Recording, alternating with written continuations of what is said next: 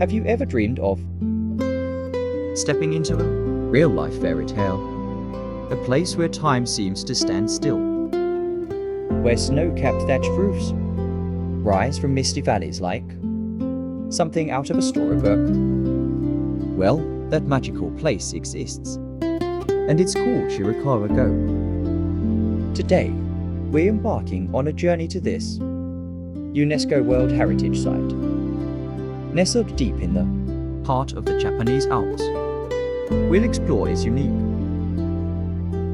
Zukuri farmhouses, uncover the secrets of its enduring community, and experience the breathtaking beauty that changes with every season. So grab your virtual passport and let's get lost in the timeless charm of Go. Our adventure begins in the Ojimachi village, the largest and most famous of the Go settlements. The first thing that strikes you is the architecture. These aren't just any houses. They're Zukuri, which means constructed like hands in prayer. You can see why. The steep, thatched roofs, angled at about 60 degrees, look just like hands pressed together. But this iconic design isn't just for looks. It's a brilliant piece of engineering born from necessity. The steep angle helps the heavy winter snow, which can pile up several meters deep, slide off easily. It also creates a massive multi-story attic space, which was historically used for sericulture, the cultivation of silkworms. Imagine living in one of these homes.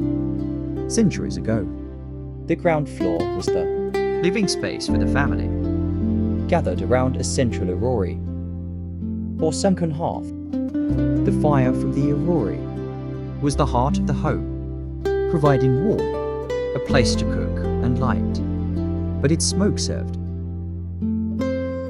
another crucial purpose. As it rose through the house, it would permeate the thatched roof and the wooden beams, acting as a natural preservative and insect repellent, keeping the structure strong for generations. The upper floors, dark and warm from the rising heat, were the perfect environment for raising silkworms, which were the backbone of the village's economy. Many of these incredible farmhouses are over 250 years old, and some, like the Wada house, are open to the public as museums. Stepping inside is like traveling back in time. You can smell the faint, smoky scent of the orrery, see the massive, dark wooden beams crisscrossing overhead, and explore the different levels where generations of families lived and worked. You can almost hear the echoes of the past, the chatter of families, and the rustling of silkworms. It has a tangible connection to a way of life that has all but vanished from the modern world. To truly appreciate the scale and beauty of Ojimachi, we have to head up to the Shirayama viewpoint.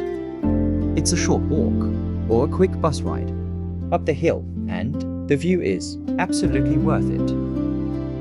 From here, you can see the entire village spread out. Below you, cluster of 114 Gasso-style houses nestled by the Shokara River. It's a panorama that looks like a painting, no matter the season. In spring, cherry blossoms frame the village in soft pink. In summer, the rice paddies are vibrant electric green. In autumn, the surrounding mountains burst into a fiery display of red, orange, and yellow. But it's winter that transforms Go into a true wonderland. When heavy snow blankets the entire landscape, the village looks like it's been sprinkled with powdered sugar. In the evenings, During special winter light-up events, the houses are illuminated from within, casting a warm, golden glow against the deep blue of the winter sky. It's an ethereal, unforgettable sight. Seeing the village from this vantage point, you understand why it's been Designated a World Heritage Site. It's not just a collection of old buildings. It's a living, breathing cultural landscape that has been preserved in perfect harmony with nature. what makes Shirakawa go truly special. Though, isn't just the buildings. It's the people and the spirit of community that keeps this Tradition alive. A core principle here is core. It's a spirit of mutual help and cooperation. Maintaining these massive thatched roofs is a huge undertaking. Every 30 to 40 years, a roof needs to be completely rethatched. A process that requires a massive Amount of straw and the labor of dozens of people. No single family could do it alone. So, the entire village comes together. Neighbors, friends, and relatives all pitch in, working side by side, to replace the old thatch with new. watching. A re-thatching is an incredible spectacle. It's a beautifully coordinated effort, a dance of community. Where everyone knows their role. Some people prepare the bundles of straw, Others carry them up ladders. and skilled artisans lay them in. Precise layers. There's a sense of shared purpose and camaraderie that's truly inspiring. This Yui Spirit is the invisible glue that holds. Shirakawa go together, It's a reminder that heritage isn't just about preserving buildings. It's about preserving the human connections and social fabric that created them. Beyond the main village of Wajimachi, there are other, smaller settlements to explore, like Sukanyuma and Ainakura, which are part of the same UNESCO designation. These villages are a bit more off the beaten, Path and offer a quieter, more intimate glimpse into rural life. a stroll through these Hamlets feels even more like stepping back in time. there are fewer tourists, and you can really Soak in the peaceful atmosphere. listen to the sound of the river and admire the timeless scenery of farmhouses set against verdant rice paddies and forested mountains. Of course, no trip to a Japanese Village is complete without trying the local food. Shirakawa Go Offers some delicious regional specialties. A must-try is hoba miso, a dish where miso paste, leeks, and sometimes mushrooms or beef are grilled on a dried magnolia leaf over a small charcoal stove. The aroma is incredible, and the smoky, savory flavor is the perfect comfort food, especially on a chilly day. You should also look for goheimoke, which are skilled rice cakes coated in a sweet and savory sauce of miso. soy and walnuts, then grilled over an open fire. It's a simple, Rustic and incredibly satisfying snack to enjoy while you wander through the village streets. As our day in Shirakawa Go comes to a close and the sun begins to set behind the mountains, casting long shadows across the valley, you can't help but feel a sense of profound peace and wonder. This place is more than just a tourist destination.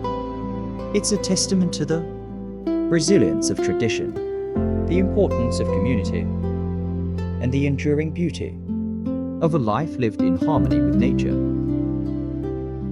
It's a fragile treasure, carefully preserved by the hands and hearts of the people who call it home. Visiting Shirakawa-go is a powerful reminder that in our fast-paced modern world, there are still places where time moves a little slower, where community is paramount, and where the echoes of the past can still be heard in the whisper of the wind through the thatched roofs. It is a journey that touches your soul and leaves you with a deep appreciation for Japan's rich cultural heritage. So, if you're ever planning a trip to Japan, I urge you to add Shirakawa-go to your itinerary, whether you see it in the green of summer, the colors of autumn, or the magical snow of winter. It's an experience that will stay with you forever. It's a trip not just to a place, but to another time.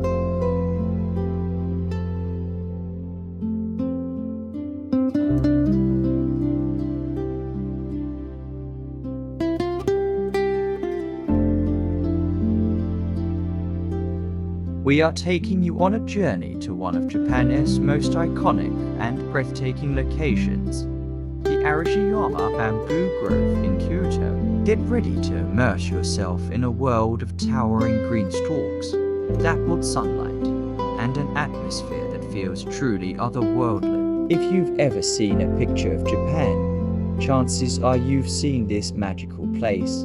But trust me, no photo can truly capture the feeling of standing right here, in the heart of this green oasis. As we step onto the main path, the first thing that hits you is the sheer scale.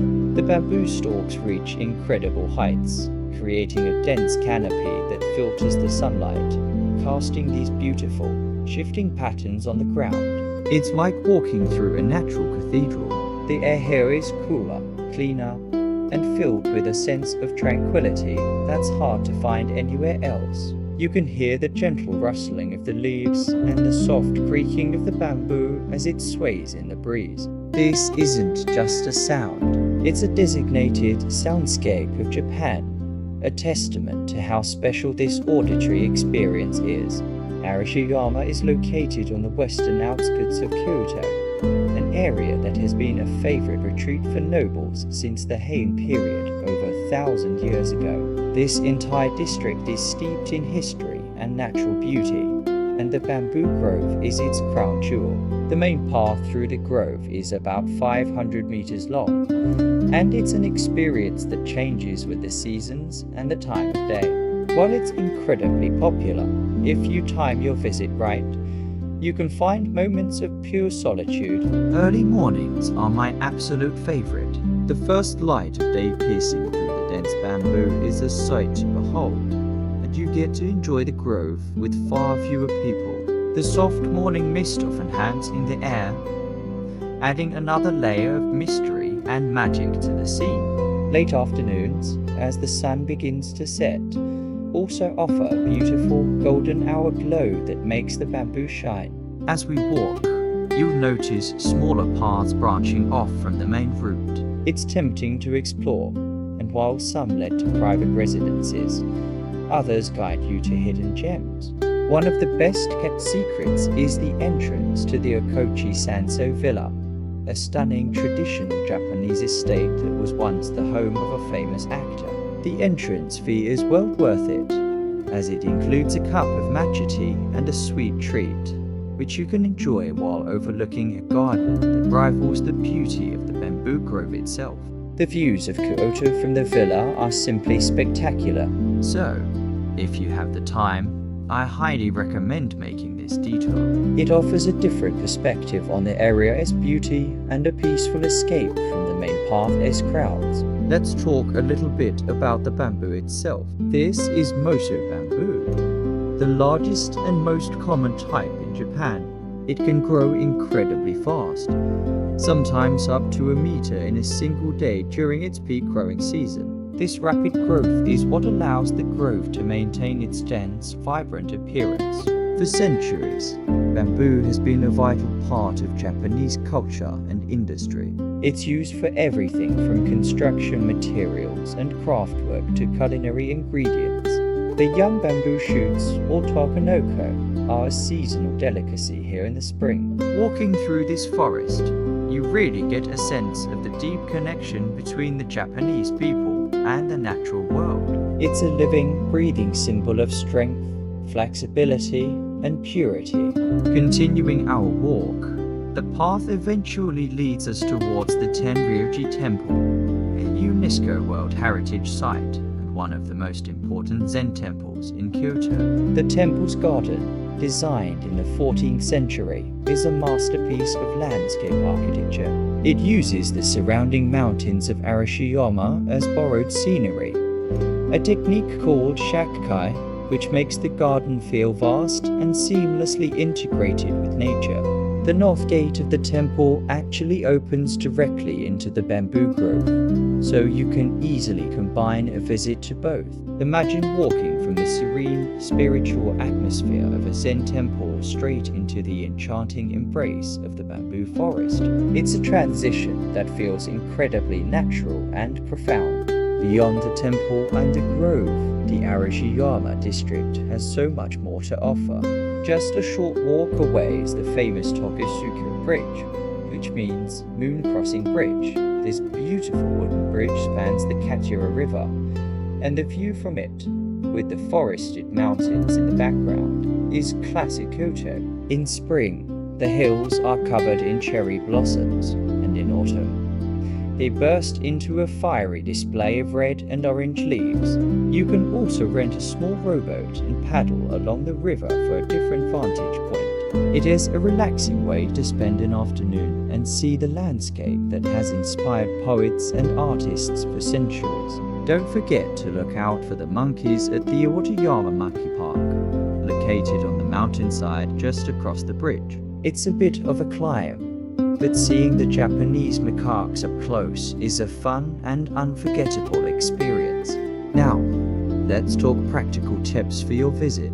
Arashiyama is easily accessible from central Kyoto by train. The JR Sugano line from Kyoto Station would get you to Saga Arashiyama Station in about 15 minutes. From there, it's a short walk to the bamboo grove. As I mentioned, the key to a great experience is timing. To avoid the biggest crowds, aim for very early in the morning, right after sunrise, or later in the afternoon. Weekdays are generally less crowded than weekends and holidays. Wear comfortable shoes, as you'll be doing a lot of walking. And please, be a respectful visitor. The grove is a natural wonder, so stay on the designated paths. Don't carve anything into the bamboo, and take all your trash with you. Let's all do our part to preserve this incredible place for generations to come. As our walk through the Arashiyama bamboo grove comes to an end, I hope you felt a bit of the magic that makes this place so special. It's more than just a pretty spot for a photo. It's an experience that engages all your senses. The sight of the endless green stalks, the sound of the wind whispering through the leaves, the feeling of peace that settles over you, it's something you have to experience for yourself.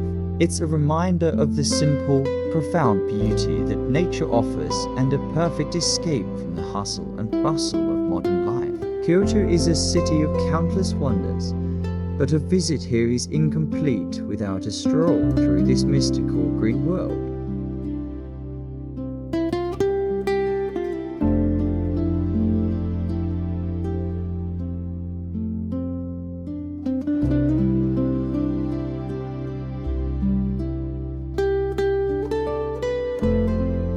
We are taking you on an unforgettable journey to one of Japan's most breathtaking destinations, Lake Kawaguchi. Nestled at the base of the iconic Mount Fuji, this stunning lake offers a perfect blend of natural beauty, cultural experiences, and thrilling activities. Whether you're a nature lover, a foodie, or an art enthusiast, Lake Kawaguchi has something special for you. So, grab your notebooks, because we're about to dive into the top 10 activities you absolutely cannot miss.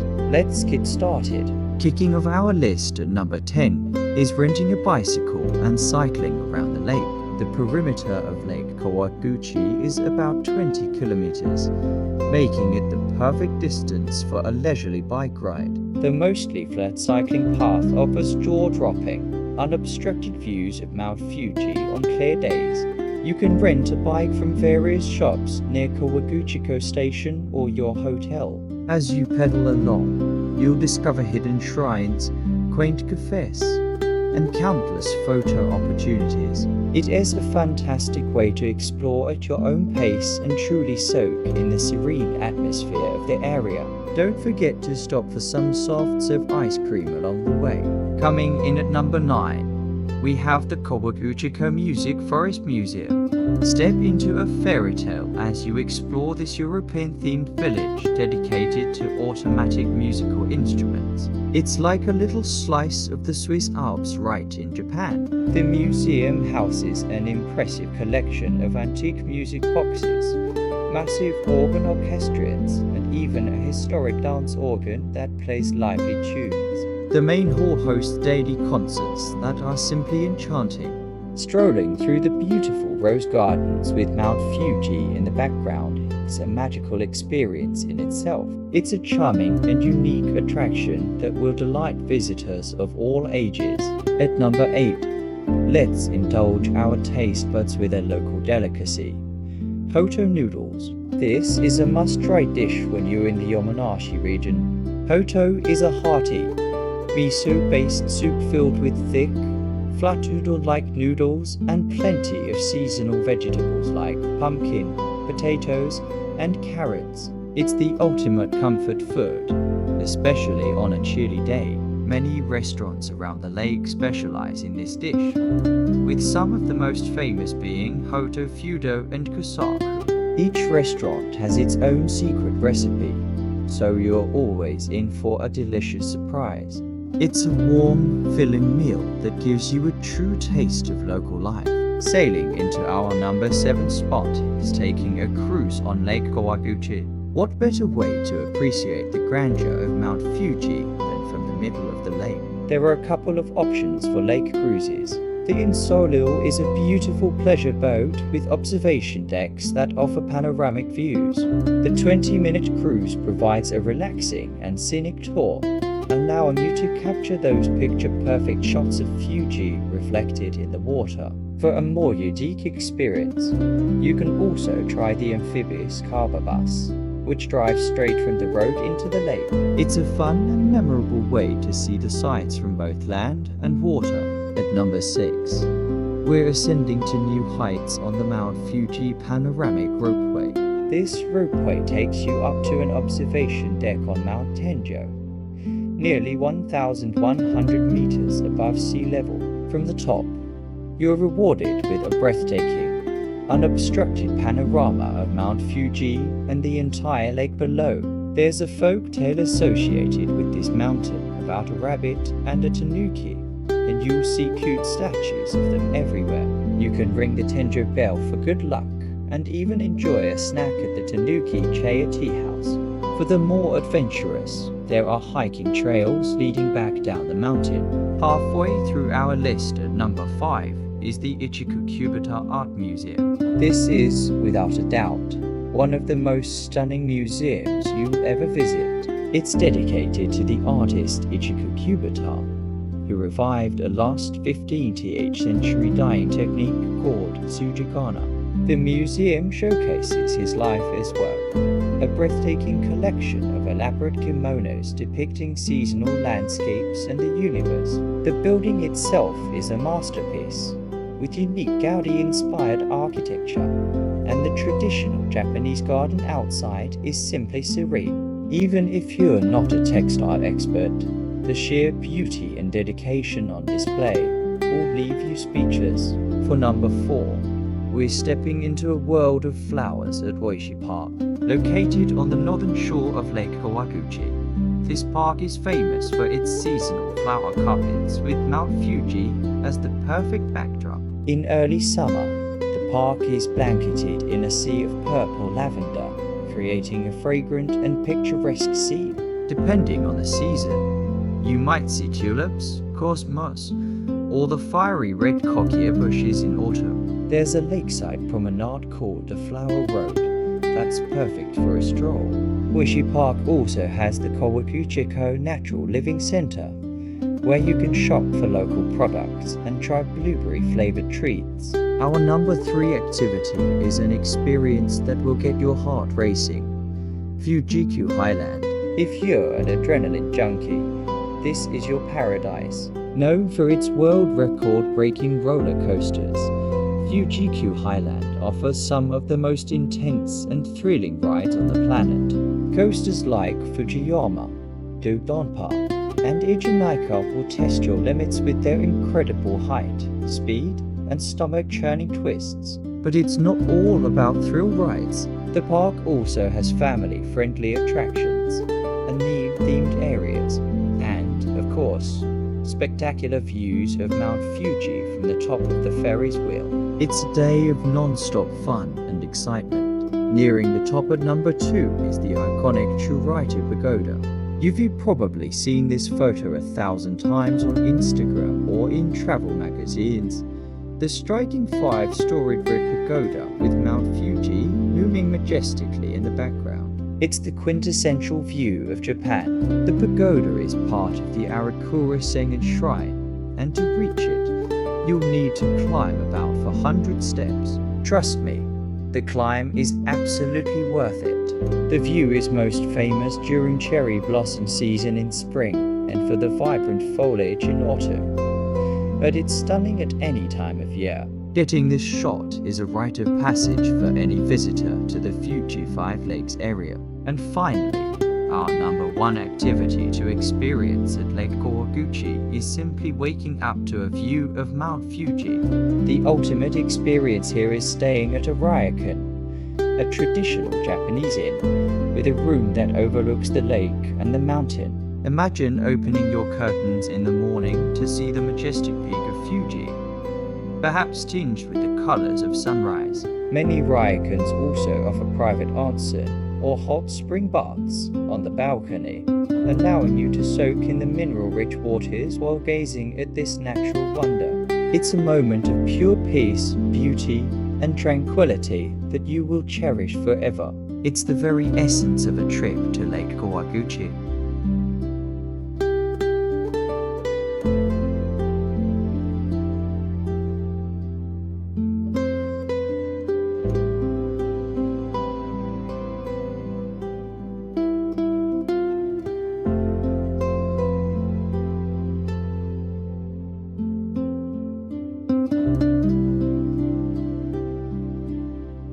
We are embarking on a journey to one of the most iconic and revered landmarks on the planet, Mount Fuji. Standing at over 12,000 feet, this majestic volcano isn't just a stunning sight.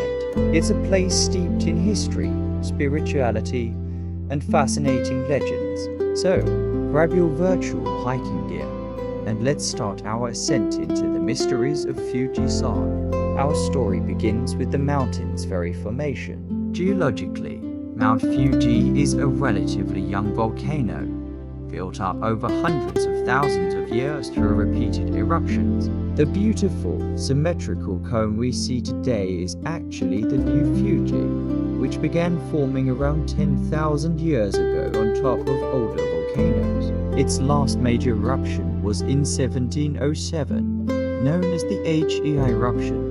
This event was so powerful it covered the distant city of Edo, modern-day Tokyo, in a layer of volcanic ash.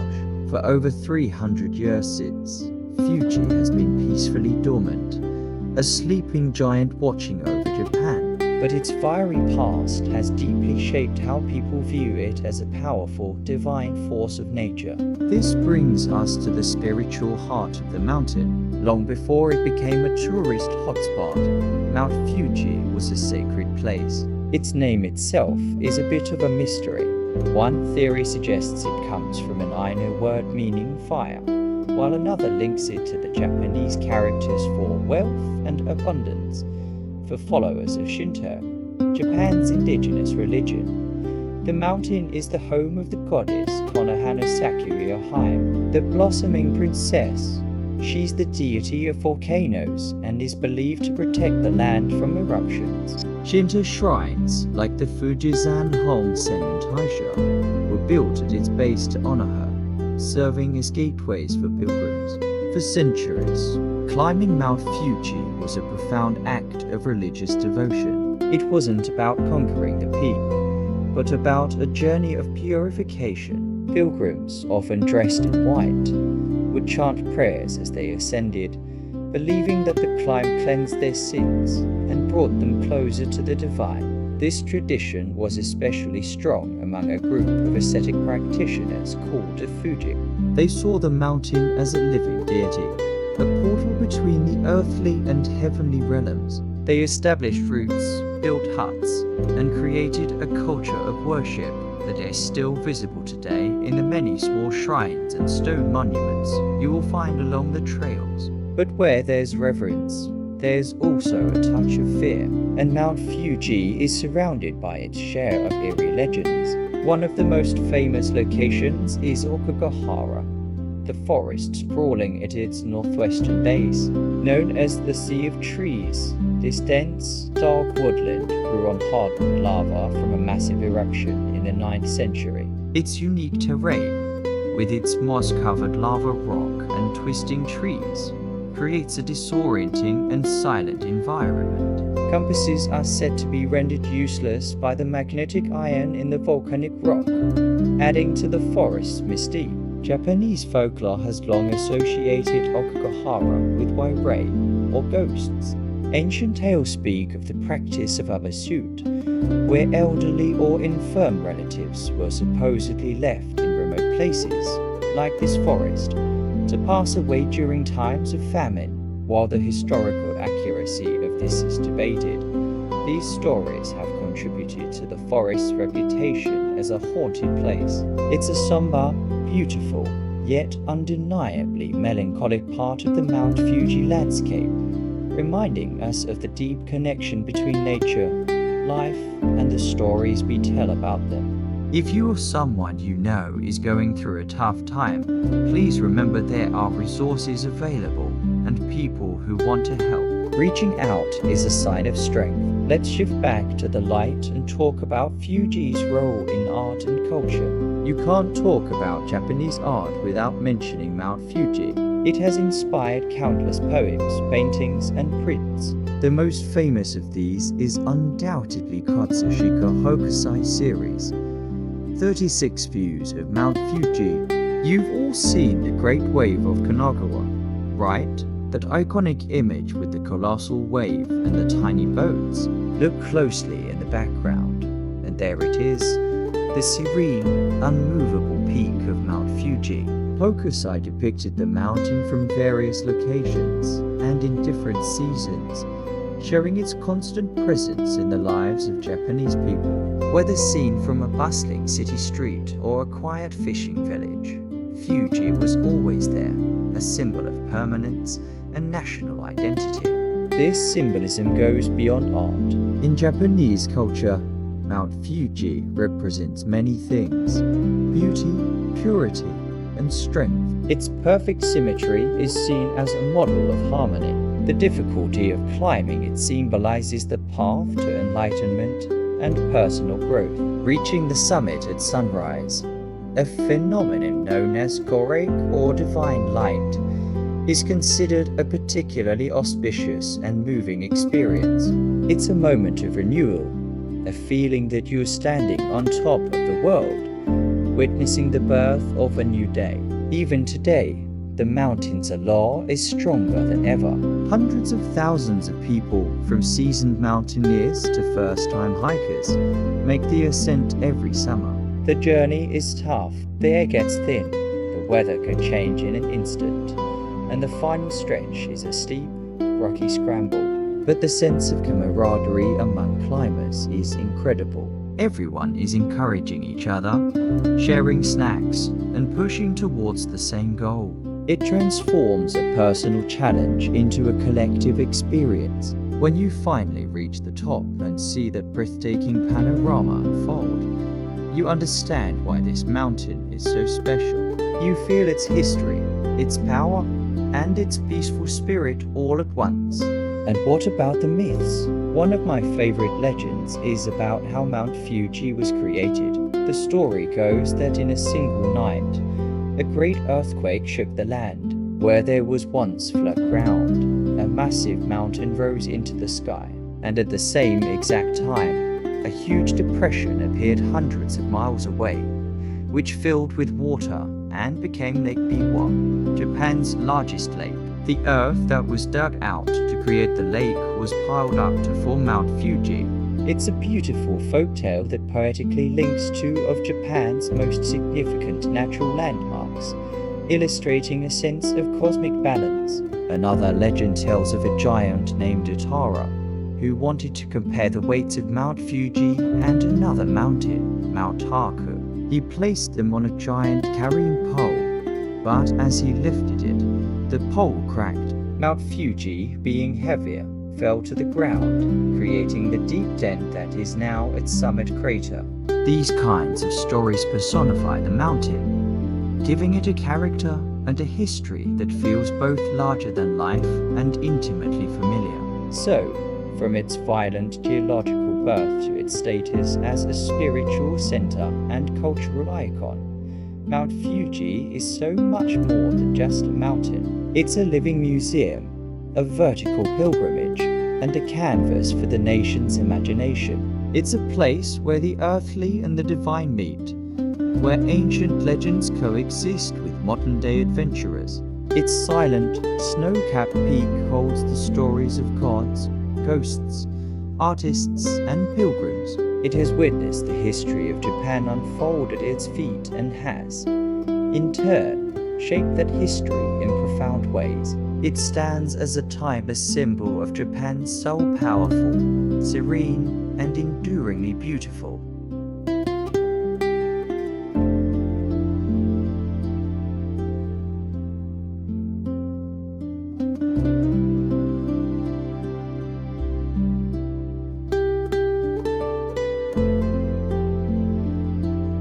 We're diving deep into the heart of Tokyo, but we're leaving the neon lights and skyscrapers behind. We're going to explore a place of incredible peace and profound history, a true sanctuary nestled right next to the world's busiest city centers. Get ready to discover the magic of Meiji Jingu, or as you probably know it, Meiji Shrine. Before we step through the grand Torii Gate, let's talk about what makes this place so special.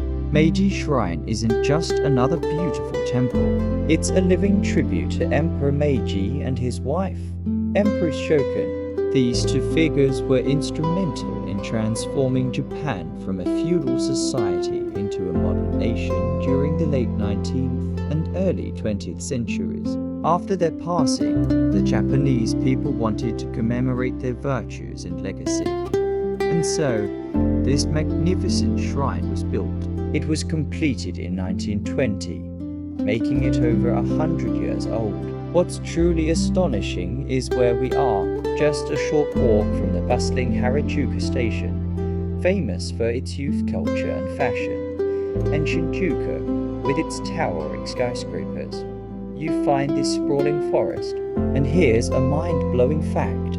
This entire forest is man-made. When the shrine was being planned, around 100,000 trees were donated from all over Japan and even from overseas. These trees were carefully planted to create a natural, eternal forest that would thrive for generations. So as we walk this path, remember that every tree, every leaf, is part of a century-old promise of remembrance and tranquility. Now, let's head in. The first thing you'll notice is this massive wooden gate, the torii. This one is one of the largest in Japan, made from Japanese cypress that's over 1,500 years old. Passing through a torii gate in Shintoism signifies entering a sacred space, leaving the ordinary world behind. Take a deep breath. Can you feel the shift in the atmosphere? The air feels cleaner. The sounds of the city fade away, and you're surrounded by the gentle rustle of leaves. It's an instant reset button for the soul. As we walk along the wide gravel path, look around you. The forest is so dense, it's hard to believe you're in Tokyo. This path is intentionally long and winding. It's not just a walkway, it's part of the spiritual experience. It encourages you to slow down, to be present, and to prepare your mind and heart for visiting the main shrine complex. The sound of the gravel crunching under your feet is said to help purify you as you approach the sacred grounds. Along the path, you'll see these incredible walls of sake barrels. These are called kozuridaro. They are offered every year by sake brewers from all across Japan to the enshrined deities. It's a beautiful display of respect and gratitude. On the opposite side, you'll find barrels of Burgundy wine from France. This is a nod to Emperor Meiji's role in embracing Western culture and modernizing Japan. He enjoyed Western food and wine, and these barrels represent the bridge he built between Japan and the rest of the world. It's a perfect symbol of the blend of tradition and modernity that defines the Meiji era. Before we enter the main shrine area, we need to stop at the Temeswaya. This is the water pavilion for purification. It's a crucial step before praying at a Shinto shrine. Let me show you the proper etiquette. First, you take the ladle, or hishiko, with your right hand and fill it with fresh water. Pour some water over your left hand to rinse it. Then, switch the ladle to your left hand and rinse your right hand. After that, switch back to your right hand. Pour some water into your cupped left hand and use it to rinse your mouth. Don't drink directly from the ladle or swallow the water. Spit it out discreetly beside the drain. Finally, hold the ladle vertically, allowing the remaining water to run down the handle, cleansing it for the next person. Now we are purified and ready to proceed. Here we are at the main complex. The architecture is just stunning, isn't it? It's a style known as Nagari-zukuri, characterized by its elegant, flowing roofs made of copper plates. Notice the simplicity and natural materials. It's designed to be in harmony with the surrounding forest. The buildings you see today are actually a reconstruction from 1958. The original shrine was tragically destroyed during the air raids of World War II, but the people's devotion was so strong that they rebuilt it through a massive public fundraising campaign, a powerful testament to the place this shrine holds in their hearts. The main area consists of the Hayden, or Ata Shrine Hall, where you offer your prayers. Beyond that is the Honden, the main sanctuary where the spirits of the Emperor and Empress are enshrined. As visitors, we can't go into the Honden, but we can offer our respects from here. Let's do it together. The standard practice for praying at a Shinto shrine is 2 bows, 2 claps, 1 bow. First, walk up to the offering box and gently toss in a coin. It's a symbolic offering. Then, bow deeply twice. Now, clap your hands twice. The right hand should be slightly below the left before clapping, to show humility. The clap is to get the attention of the gods. Then, with your hands still together, make your prayer silently in your heart. When you're finished, lower your hands and bow deeply one last time. It's a simple, beautiful ritual that connects you to centuries of tradition. While you're here, take a moment to look at the ime, or wooden prayer plaques. People write their wishes and prayers on these plaques and hang them up, hoping the kami, or gods, will receive them. You can find them in English too, and it's fascinating to read the hopes and dreams of people from all over the world. You can buy one yourself at the shrine office if you'd like to leave a wish behind. Another popular item is the omamori, or amulets. These are protective charms for things like good health, success in school, safe travel, or even finding love. They make for wonderful, meaningful souvenirs to take home for yourself or for loved ones. Now, I want to show you something truly special, a part of the shrine that many visitors miss, the Meiji Jingu Inner Garden, or Joen. There's a small entrance fee, but trust me, it's worth every yen. This garden was designed by Emperor Meiji himself for Empress Shokan. She loved this space, and he wanted to create a beautiful retreat for her. Inside, it feels like a completely different world. The highlight of the garden, especially in June, is the iris field.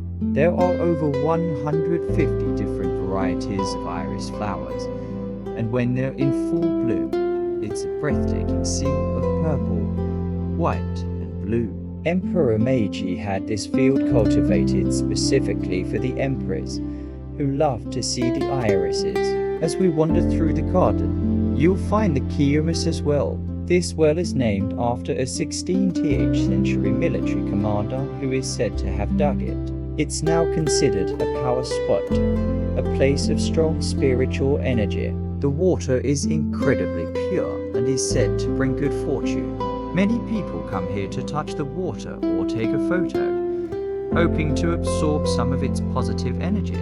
The serene pond, the winding paths, the traditional tea house. This garden is the heart within the heart of the shrine. One of the magical things about Meiji's shrine is that you might witness a traditional Shinto wedding. If you see a procession with a bride in a stunning white kimono, a shiramuko, and a groom in a formal mansuki, you're in for a real treat. It's a slow, solemn, and incredibly beautiful ceremony, led by Shinto priests and shrine maidens.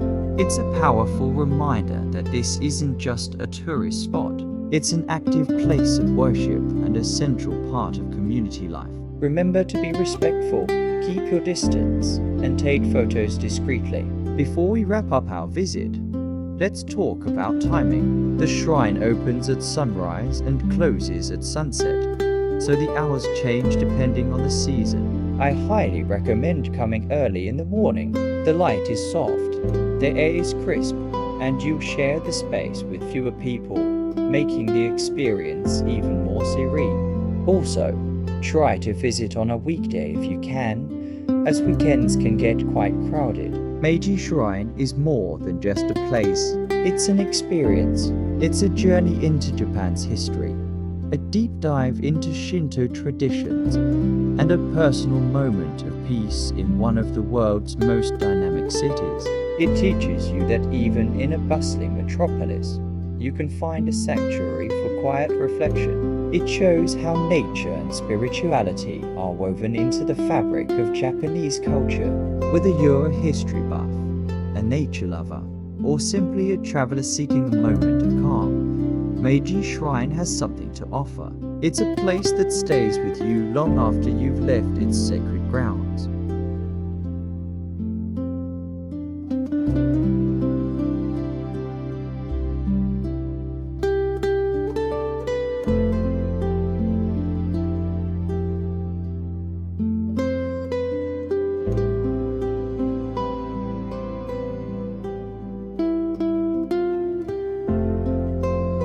We're heading to one of Tokyo's most iconic landmarks, Sensoji Temple in Asakusa. But hold on, before you think this is just another tour of the main hall and panoramic gate, we're going on a different kind of adventure. We're going to dive deep and uncover the hidden gems of Sensoji, the spots that most tourists walk right past. If you want to experience this ancient temple like a local and find some truly unique spots, you're in the right place. So grab your walking shoes and let's get started. Our journey begins just as you step through the famous Kaminariman or Thunder Gate. Most people rush straight down the Nakamai-Dori shopping street, and who can blame them? The snacks are amazing, but our first hidden gem is actually right here. Look closely at the giant red lantern. At its base, you'll find an incredible wood carving of a dragon. It's a masterpiece of craftsmanship, believed to protect the temple from fire. It's so easy to miss when you're caught up in the crowd, but it's a beautiful detail that sets the tone for the secrets we're about to uncover. Take a moment to appreciate it before we move on. Now, instead of getting swept up in the main flow of Nakamai-Dori, we're going to make a little detour. Let's turn left onto Denbuin-Dori. This street has a completely different vibe. It feels like stepping back into the Edo period. The storefronts are designed to look traditional, and you'll find artisans selling handcrafted goods, from folding fans to intricate hairpins. It is much quieter than the main street and offers a more authentic glimpse into old Tokyo-esque commercial life. My favorite shop here sells beautiful tenuge, which are traditional Japanese hand towels. They make for a perfect, lightweight souvenir. From Denbun Dori, we can find our way to a truly serene spot, the Denbun Garden. Now, here's the catch. This garden is not always open to the public. It typically opens for a limited time during the spring for special viewings of its cherry blossoms and autumn for the fall colors. So, you'll need to check the official Sensoji website for the schedule. If you are lucky enough to visit when it's open, you're in for a treat. This is a classic Japanese strolling garden, complete with a pond, a small pagoda, and perfectly manicured trees. The view of the 5-story pagoda from within the garden is absolutely breathtaking and a photo opportunity that most people never get. It's a peaceful oasis hidden right next to the bustling temple grounds. Okay, let's head back towards the main temple complex. After you pass through the second gate, the Hozuman or Treasury Gate, look to your left. You'll see the impressive 5-story pagoda. While everyone is taking pictures of it from the front, we're going to explore the area around its base. Tucked away nearby is a small, quiet space with rows of Jizo statues. These are guardian deities of children and travelers. You often see them wearing little red bibs and hats, which are offerings from parents praying for the health and safety of their children. It is a very touching and spiritual corner of the temple that offers a moment of quiet reflection away from the crowds. Now for a spot that's truly hidden in plain sight. After paying your respects at the main hall, the Hondo, most people turn around and leave. But if you walk around to the right side of the main hall, you'll find a much smaller, less crowded building. This is the Yogodo Hall. Inside, it enshrines 8 Buddhist deities that are designated as protectors for each of the 12 zodiac signs. You can find your birth year zodiac sign and offer a prayer to your specific guardian deity. It's a more personal and intimate way to connect with the temple's spiritual side. The atmosphere here is so much more tranquil, allowing for a deeper experience. Next up, let's go on a little treasure hunt. To the west of the main hall, there's a small shrine called the Awashima-do. This hall is dedicated to a deity who is a patron of women. It's particularly famous for a festival called Harikei, the Festival of Broken Needles, held in February. On this day, people bring their old and broken sewing needles to the shrine to thank them for their service and pray for better skills. Even if you're not here for the festival, it is a fascinating and unique part of the temple grounds that tells a story about Japanese culture and the Shinto belief of spirits residing in objects. Let's continue our walk to the far eastern side of the temple grounds, an area most visitors never reach. Here, you'll find the Enlightenment Gate. This gate is actually older than the main Kaminariman and Hozuman gates, as it survived the rays of World War II. It was originally built in the 17th century and is a designated important cultural property. Standing before this gate feels like touching a real piece of history. The 2 guardian statues inside, Jikokuten and Zokoten, are powerful and imposing. Because it's off the main path, you can often have this magnificent structure all to yourself.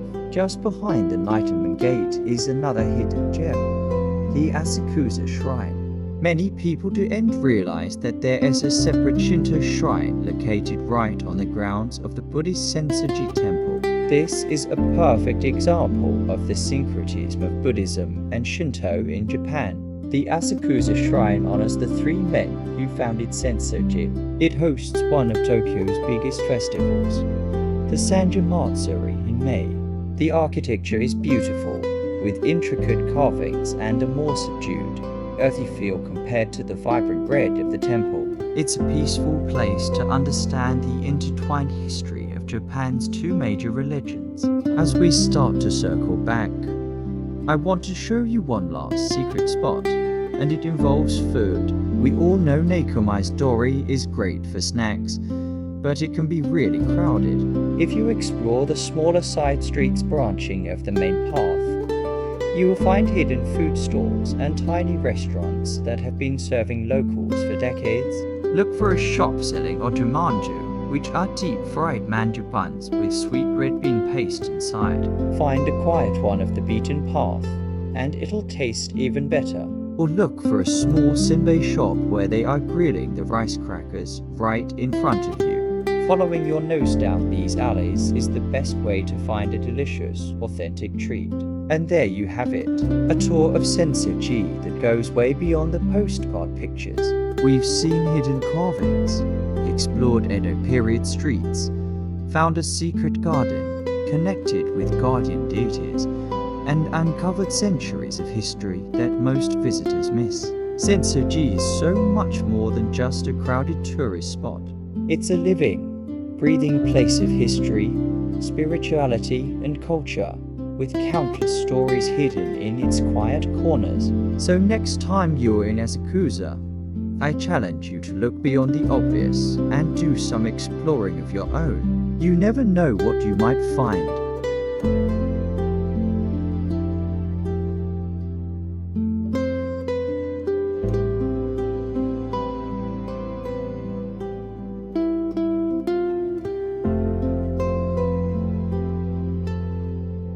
We are taking you on a journey to one of Japan's most iconic and breathtaking sites, Fushimi Inari Shrine in Kyoto. You've probably seen the pictures, thousands of vibrant vermilion gates winding up a mountainside. But what's the real story behind this incredible place? Stick around, because we're about to uncover the secrets hidden within these sacred torii gates.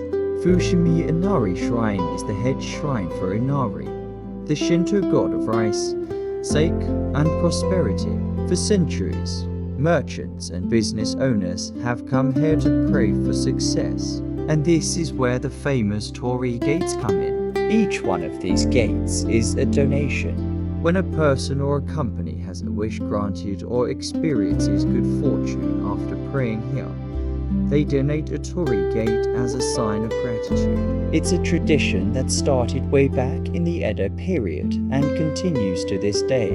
So, as we walk through these tunnels of red, we're literally walking through thousands of individual stories of hope, gratitude, and success.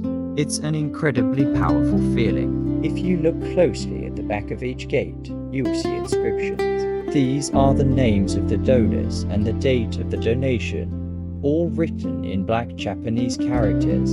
Some are from massive corporations, while others are from small family businesses or individuals.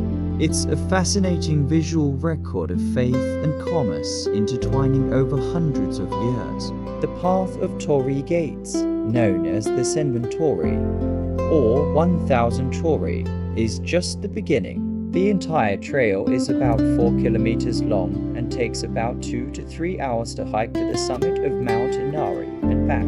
As you climb, the crowds start to thin out, and the atmosphere becomes more serene and mystical. You will pass by smaller sub-shrines, graveyards, and little tea houses where you can stop for a rest and some refreshments. One of the most interesting things you'll notice are the countless fox statues all over the shrine grounds. In Shinto belief, foxes, or kitsune, are considered the messengers of Inari. They're not just any foxes. They're often depicted holding a key in their mouth. This key is said to unlock the rice granary, symbolizing wealth and abundance.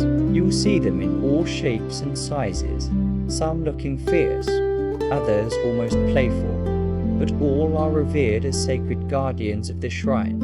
As we ascend higher up the mountain, the torii gates become larger but less frequent. The view of Kyoto from the various viewpoints along the path is absolutely stunning. There's a spot called the Yotsutsuji intersection, about halfway up, which offers a panoramic vista of the city below. It's the perfect place to catch your breath, take some incredible photos, and just soak in the beauty of it all. Many people turn back here, but if you have the energy, I highly recommend continuing to the summit. The journey to the top is a pilgrimage in itself. It feels like you're stepping further away from the modern world and deeper into a spiritual realm. The air gets cooler, the sounds of the city fade, and you're surrounded by the ancient forest. Along the way, you'll encounter smaller, more intimate altars and stone markers, each with its own significance. These are places where local residents come to pay their respects, away from the tourist crowds. At the very top, you'll find the main shrine, Hakainamin. It's a quiet, humble place, and reaching it feels like a real accomplishment. It's a moment for quiet reflection. Looking back at the path you've just walked, you realize that Fushimi Inari is more than just a tourist attraction. It's a living, breathing place of worship. It's a testament to a faith that has endured for over 1,300 years. Now, let's talk about the best time to visit. To avoid the massive crowds, I suggest going either very early in the morning, right at sunrise, or later in the evening. The shrine is open 24 hours a day and is free to enter. Visiting at night is a completely different experience. The paths are dimly lit by lanterns, and the atmosphere is mysterious and a little spooky, but in a really cool way. The shadows of the gates create an eerie, beautiful pattern, and the silence of the mountain is profound. When you're here, don't forget to try some of the local snacks. Near the entrance of this shrine, you'll find street food stores selling things like yakitori, mochi, and my personal favorite, Inari's issue. It's a sweet and savory pouch of fried tofu filled with sushi rice, and it's named after the god Inari himself. There are also udon restaurants that serve kitsu udon, which is a noodle soup topped with that same fried tofu. It's delicious and a perfect way to refuel after your hike. Another unique thing you can do here is buy a miniature white fox EMA, or a wooden wishing plaque. You can draw your own face on the fox, write your wish on the back, and hang it up at the shrine. It is a fun and personal way to leave your own mark and participate in the shrine's living traditions. You'll see thousands of them hanging together, each with a unique hand-drawn expression. Fushimi Inari Shrine is a place of incredible beauty, deep spiritual significance, and fascinating history. It's a physical representation of thousands of prayers and a symbol of hope and gratitude. Walking through the Senbuntori is an experience that stays with you long after you've left. It's not just about getting the perfect Instagram photo. It's about feeling the energy of the mountain and the countless stories that these gates hold. So, if you're planning a trip to Japan, Fushimi Inari Shrine in Kyoto is an absolute must-see. It's a place that perfectly blends nature, spirituality, and culture. Whether you hike to the top or just explore the lower paths, you're guaranteed to be captivated by its unique charm.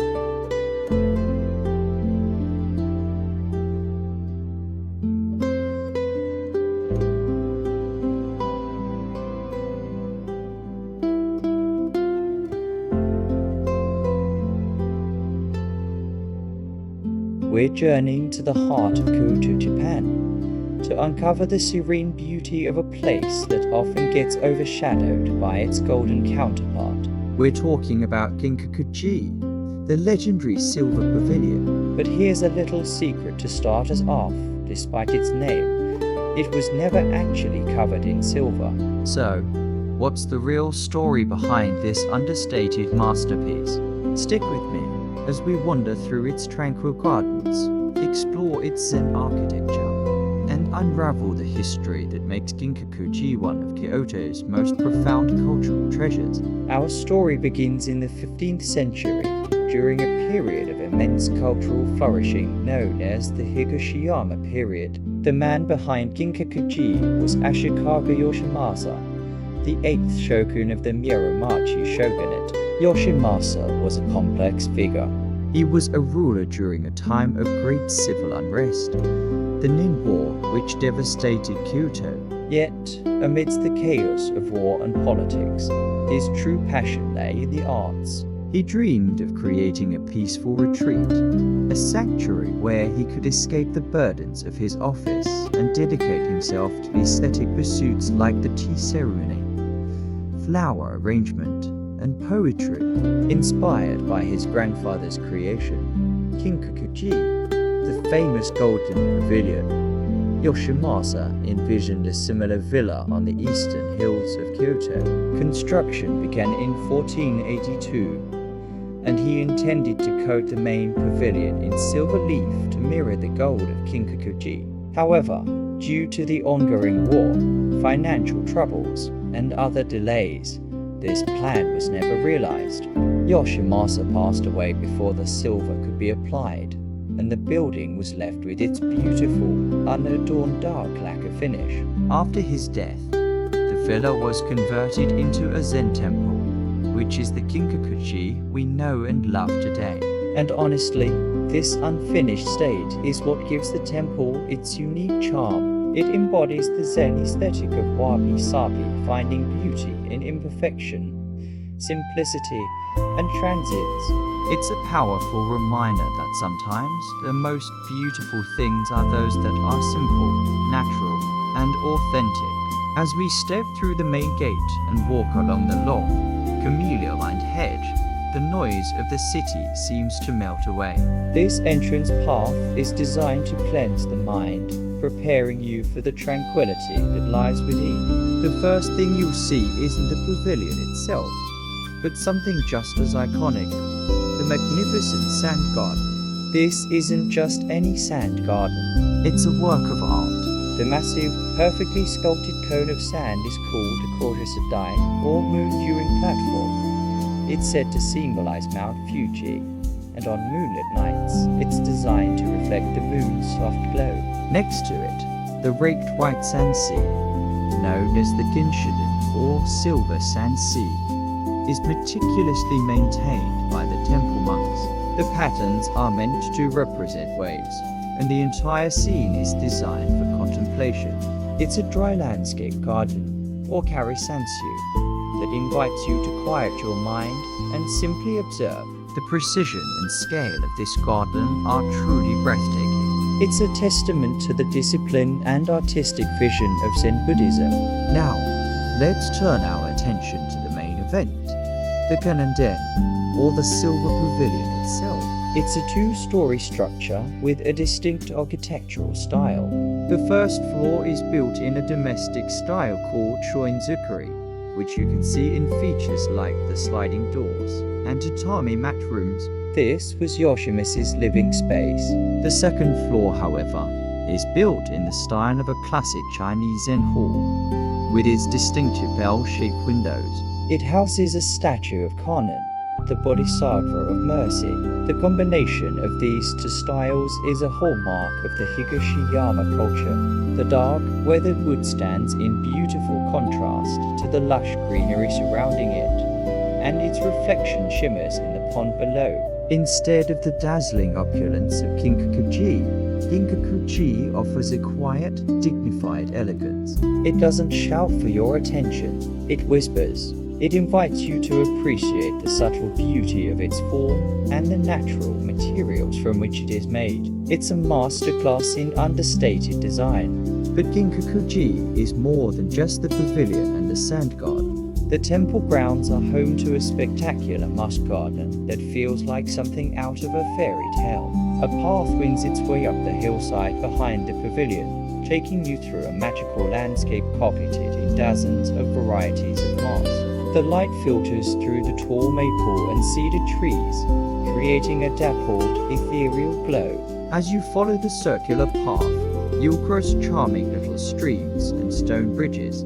It's a stroll garden, meaning it's designed to be experienced by walking through it, revealing new views and perspectives with every turn. There are several other smaller temple buildings along the way, like the Tokyo, which is a designated national treasure.